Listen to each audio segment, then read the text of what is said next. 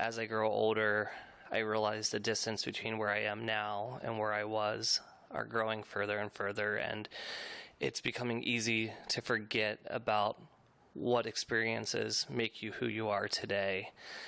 When I think about where I've been and growing up as one of 7 children in a very economically challenged household in the outskirts of Philadelphia, I look at the challenges that affected the community that I grew up in.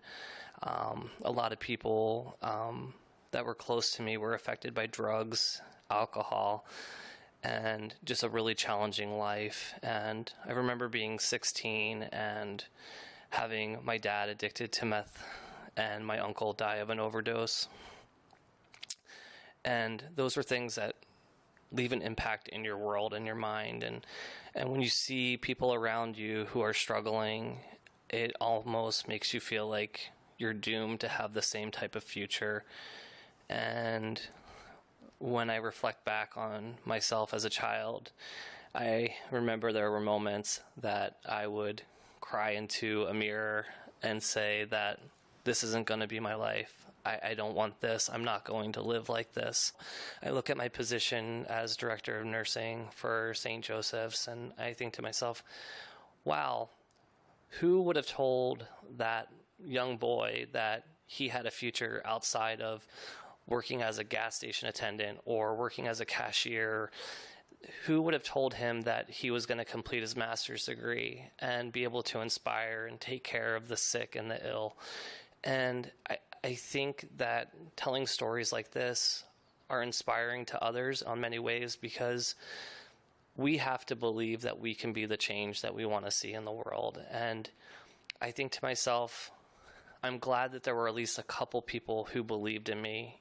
Do you want to talk about the couple of people that believed in you, or who were your influencers?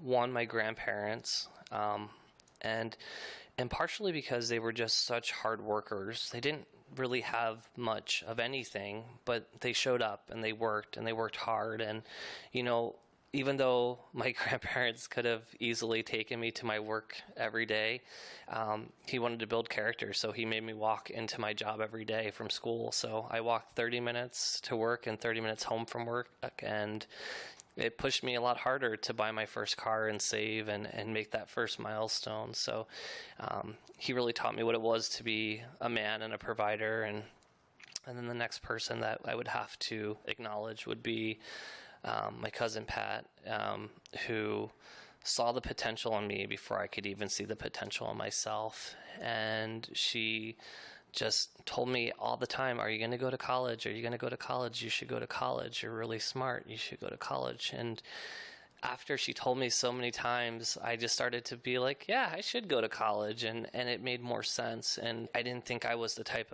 of kid who went to school. And I thought I would be working at the same factory that my dad worked at, or the same place my mom worked at. And she really believed in me in a different way. And she wasn't my mom, but she certainly acted like a mother figure to me, and really saw the good in me. And I really love her and care about her.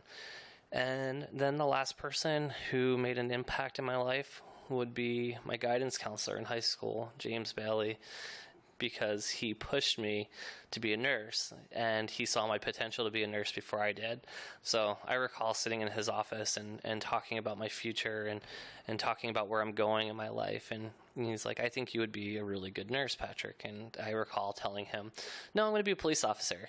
And we would go back and forth. He'd be like, no, I think you'd be a really good nurse. And I would tell him, no, I think I'm going to be a really good police officer. And he was right. He was a smart guy. Like, I mean, he was a counselor for a reason. He's very good at what he did, and he saw something in me as well. He encouraged me to take my SATs and really put me on the path of higher education. And I actually recently reached out to him to kind of let him know where I'm at, because I feel is so much gratitude in my heart for those who have helped me along the way.